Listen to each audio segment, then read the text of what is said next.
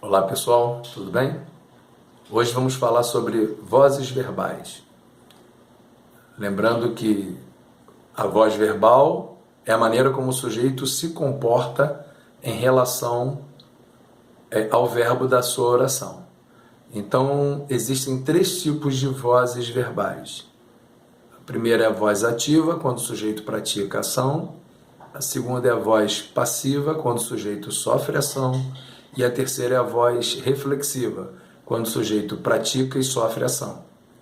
A voz passiva, conforme eu falei, o sujeito pratica ação. Então, 4 exemplos que a gente pode dar são: os alunos organizam festas beneficentes, aquele turista comprou produtos da região, nós ajudávamos desabrigados da chuva e comeram todos os docinhos da festa. Todas as 4 ocorrências a gente chama de sujeito-agente, porque em todos os casos o sujeito pratica a ação verbal. A voz passiva, quando o sujeito sofre ação, nós chamamos de sujeito paciente. Possui 2 casos particulares, que são a voz passiva analítica e a voz passiva sintética. A voz passiva analítica tem 3 características próprias. A primeira delas, ela trabalha com o verbo auxiliar. Pode ser o verbo ser, pode ser o verbo estar. A segunda característica é que a voz passiva analítica tem o verbo principal transformado para a forma nominal particípio. O que é o particípio? Particípio é a forma nominal que tem a terminação, tem a desinência em DO ou TO. Falar, falado, escrever, escrito. A terceira característica é a presença do agente da passiva, que é preposicionado. Ele pode ser antecedido pela preposição por ou pela preposição de. Lembrando que o por pode ser pelo, pela, pelos, pelas, e o de pode ser também do, da, dos, das. Então, 4 exemplos. Festas beneficentes são organizadas pelos alunos. Produtos da região foram comprados por aquele turista. Os desabrigados da chuva eram ajudados por nós. Todos os docinhos da festa foram comidos. E aí você pergunta, mas no 4º exemplo não tem o agente da passiva. Quando se tratar de sujeito indeterminado, você não precisa expressar na oração, porque senão ficaria: todos os docinhos da festa foram comidos por eles. Quem são eles? Sujeito indeterminado. 3 dicas importantes aí. A primeira delas: o sujeito da voz ativa se transforma em agente da passiva. Por exemplo, José leu o livro mais vendido. Quando eu transformo para a voz passiva analítica, fica: o livro mais vendido foi lido por José. Então, José, sujeito da voz ativa, por José, o agente da passiva. Segunda dica: o verbo auxiliar fica no tempo do verbo principal. O verbo auxiliar da voz passiva e o verbo principal da voz ativa. José leu, pretérito perfeito. O livro mais vendido foi lido. Então, foi pretérito perfeito.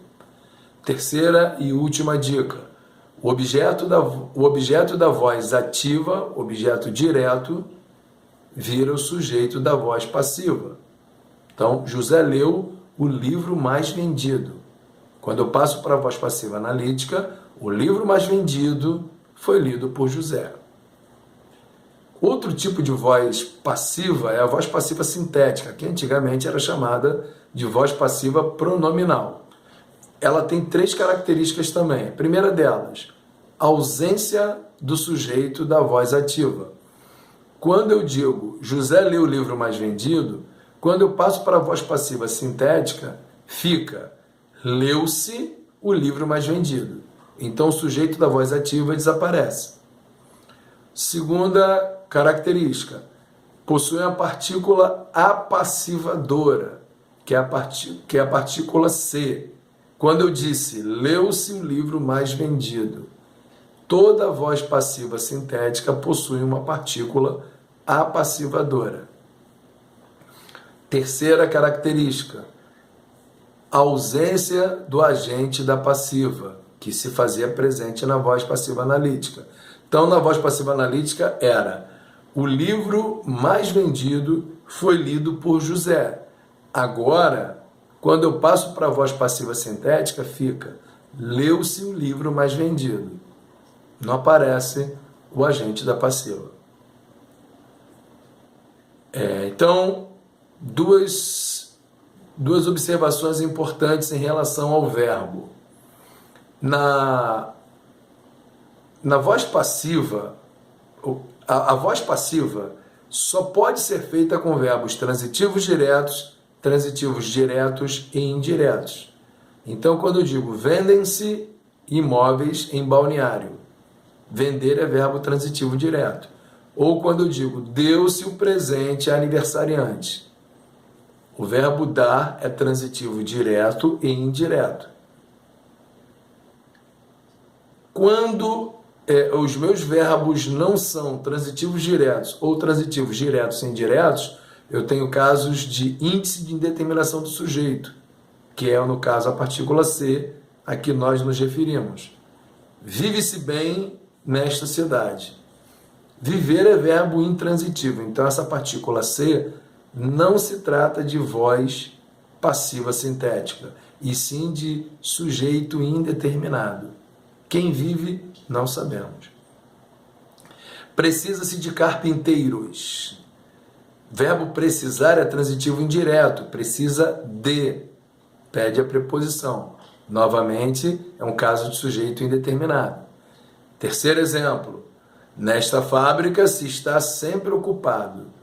Verbo estar é verbo de ligação, portanto, novamente, tratamos aqui de um sujeito indeterminado. Quando nós falamos índice de indeterminação do sujeito, significa que o sujeito é indeterminado.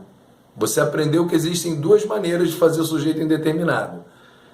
É a oração iniciada com verbo na terceira pessoa do plural, ou oração com verbo na terceira pessoa do singular, seguido do índice de indeterminação do sujeito, C.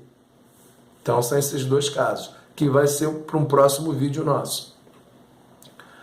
Quando você, por exemplo, tiver o verbo no futuro, seja do presente ou do pretérito, se não houver uma palavra que exija que você coloque seu pronome antes, a sua partícula antes, você vai precisar colocar o seu pronome, sua partícula passivadora, no meio do verbo. Comprar-se-á mais carne para o churrasco. Ou comprar-se-ia mais carne para o churrasco. Estamos falando de língua culta, de língua formal. Se houvesse uma palavra antes que exigisse o pronome na próclise, ou seja, antecipado, ficaria assim, por exemplo, a palavra não. Não se comprará mais carne, ou não se compraria mais carne. Porque o futuro não aceita o pronome depois, que é o caso chamado de ênclise. O futuro, ou você usa o pronome antes do verbo ou no meio.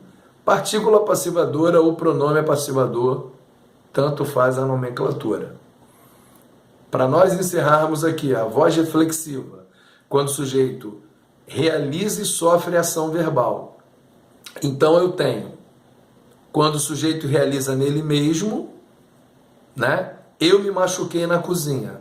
Machuquei quem? Eu mesmo.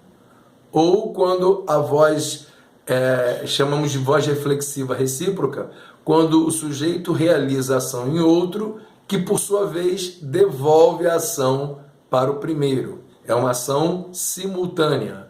Nós nos abraçamos no Réveillon. Eu abracei essa outra pessoa e essa outra pessoa também me abraçou. Foi uma ação simultânea. Nós nos abraçamos. Em qualquer dúvida, estamos à disposição para tirar, para responder as suas perguntas. Um grande abraço e fique com Deus.